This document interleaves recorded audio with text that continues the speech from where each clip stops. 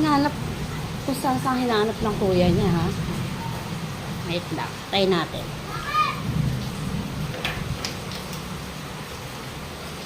Anong bakit? Anong bakit? Saan ka galing? Masok ka dito. Pumunta kuya mo sa court. Tumigil ka. Buksan mo yan, pinto na yan. Buksan mo yan. Buksan mo yan. Oh, ngayon, saan kayo galing? Oh. Nagpunta ka pala sa court. Umiikot ang kuya mo sa court. Oh.